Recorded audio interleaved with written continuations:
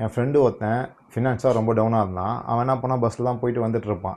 Last week வந்து மச்சான் அவன் பைக் வாங்கிட்டான்னு காட்டினான். இன்னும் சூப்பராக எப்படின்னு சொன்னேன். மச்சான் ஃபோன் பாருன்னு காட்டினான். எப்படின்னு கேட்டால் என்ன விஷயம் மச்சான் எப்படி மச்சான் வந்து கேட்டால் மச்சான் அவங்க அண்ணனை கலாய்ச்சி யூடியூப் சேனல் ஓப்பன் வீடியோ போட்டுருக்கேன்டா, அதனால் சில்வர் பட்டன்லாம் வந்து நல்லா வருமானம் வந்துட்டு இருக்கு, நல்லா ஏர்ன் பண்ணிட்டு இருக்கேன்டா அப்படின்னு சொன்னான். அந்த டைம் எனக்கு ஒரே டைலாக் தான் நமக்கு வச்சு, இந்த கத்தி பட்டில் வர டைலாக் தான்.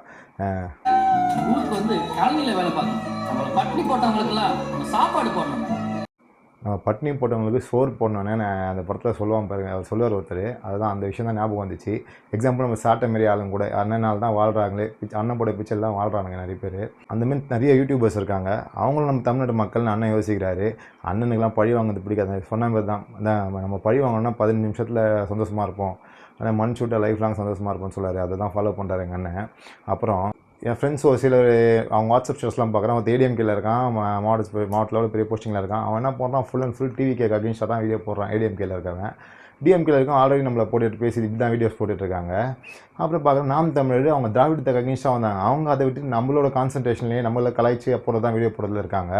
இப்போ எல்லாருமே சேர்ந்து இப்படி கலாய்ச்சி நம்மளை பற்றி வீடியோ போடுறாங்க. பிஜேபியில் முதற்கொண்டு எல்லாருமே நம்மளுக்கு அகெயின்ஸ்டாக வீடியோ போடுறாங்கன்னா அண்ணன் சொல்கிற மாதிரி எதுக்குறாங்கல்ல, அப்போ நம்ம கரெக்டான ரூட்டில் தான் போயிட்டுருக்கோம் அப்படின்னு அண்ணன் சொல்லுவார். தம்பி நீ செத்துருவேன், நான் செத்துருவேன், ஆனால் அடுத்து வர 5 நிமிஷம் இன்னும் 50 வருஷத்துக்கு அப்படியே இருக்கும்டா, விட்டுறாத.